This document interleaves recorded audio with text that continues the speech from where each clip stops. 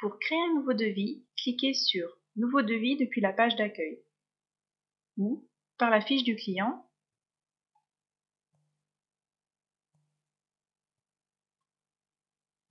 ou cliquez directement sur le menu « Devis » sur la barre de gauche. Vous retrouvez la liste de tous vos devis avec la possibilité de les créer, les modifier et d'en faire le suivi. Par défaut, vous retrouvez la liste des devis à traiter. Cliquez sur le bouton « Nouveau devis ». La rédaction du devis se passe en 5 étapes. Étape 1, l'entête. Vous devez préciser le libellé du chantier ainsi que les coordonnées du client.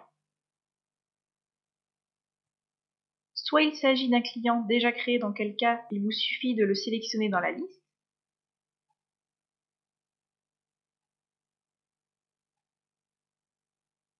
Soit il s'agit d'un nouveau client, il faut cliquer sur le bouton « Nouveau client » pour le créer.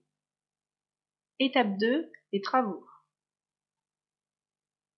C'est ici où vous précisez le type de la réalisation, l'adresse des travaux et éventuellement les dates à laquelle vous comptez intervenir chez le client. Étape 3, les paramètres. Vous retrouvez les paramètres de prix définis sur votre dossier. Seul l'utilisateur administrateur peut les modifier, sachant que les modifications seront valables uniquement sur le devis sur lequel vous êtes. Étape 4, le détail. Il s'agit de la partie la plus importante du devis. Vous pouvez y ajouter les éléments chiffrables à votre devis. Pour ajouter un ouvrage, cliquez soit sur le bouton ADP pour faire appel à un ouvrage de votre bibliothèque ADP, soit sur le bouton Perso pour faire appel à un ouvrage de votre bibliothèque personnelle, soit sur le bouton Libre pour ajouter un ouvrage personnalisé au devis sur lequel vous êtes. Pour ajouter un composant, le principe est le même, mais vous avez en plus la possibilité d'ajouter de la main-d'œuvre. Les éléments ajoutés s'affichent dans cette zone. À vous d'y ajuster les quantités.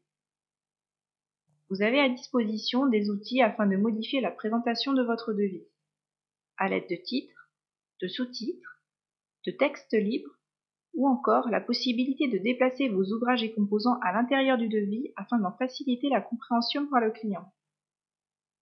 Enfin, vous retrouvez le total de votre devis ainsi que la marge dégagée. Étape 5, le règlement. Il vous faut sélectionner les conditions de règlement que vous voulez affecter au client parmi ceux prédéfinis. Les faire défiler avec les flèches. Vous aurez ensuite le choix entre deux actions. Soit vous n'avez pas fini la rédaction du devis. Dans ce cas, cliquez sur le bouton « Terminer plus tard ». Le devis sera considéré comme devis à terminer et vous pourrez le compléter à tout moment. Soit vous avez terminé la rédaction du devis. Dans ce cas, cliquez sur le bouton « Envoyer au client ». Vous avez alors un aperçu de votre devis. Vous pourrez l'imprimer ou le joindre à un email afin de l'envoyer au client. Le devis sera considéré comme devis envoyé ou en attente de réponse. Une fois le devis validé ou refusé par le client, revenir sur le devis afin de changer son statut. Cliquez soit sur « Devis refusé », le devis sera alors clôturé et considéré comme devis refusé, soit sur « Devis accepté », le devis sera alors considéré comme devis signé prêt à facturer.